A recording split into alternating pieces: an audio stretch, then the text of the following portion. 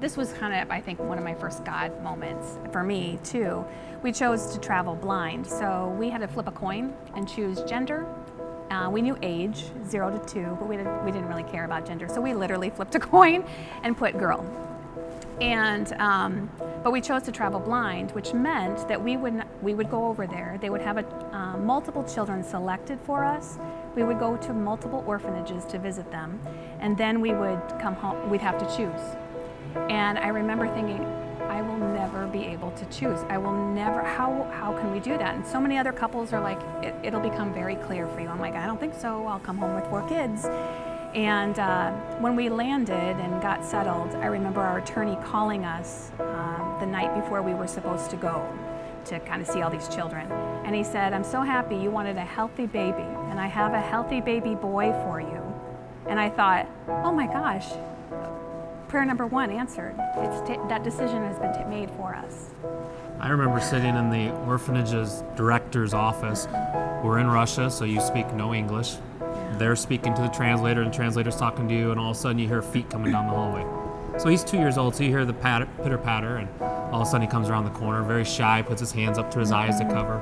And our translator took him and just spoke real softly Russian to him and got him under, kind of calmed down, and finally Tina took him and held him. And I knew he'd been chosen for us. I just knew it. And I knew we were chosen for him. I just really, really do believe that. I remember that. Here's Mama. Words that I'd waited a long time to hear. And now that had happened halfway across the world.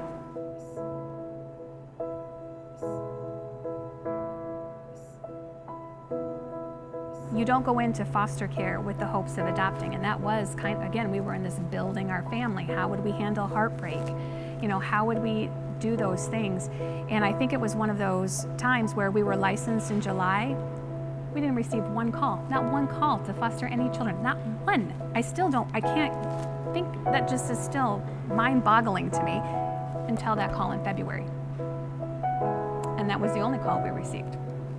we received a call that there was a sibling, a pair that was 6 years old and 4. Went and visited with them, played with them, interacted with them, and said, again, you can't say no to people that are brought into your life. You don't have that choice.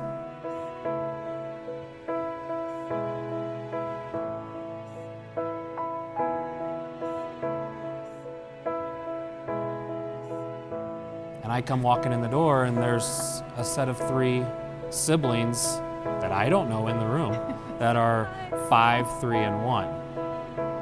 And I look at my wife as, what did you just do? Oh, well, they were having trouble placing them. This is the 3rd time they've called us. So they're gonna stay with us for a little bit. And then 4 months turns into 3 years later, and 6 is gonna be a struggle, and 6 is gonna push you at times, but you have your fingers on them and you can't let them go. So currently we have a 9th grader, an 8th grader, a 6th grader, a 3rd grader, a 1st grader, and a kindergartner at the house. My question now to God is, and I said it after the adoption of our little 3, now what? You brought all of these strangers together. What is it that you have planned for us to do? And I get goosebumps when I think about that, because we don't know yet. But I do think that we're just open, and we had open hearts.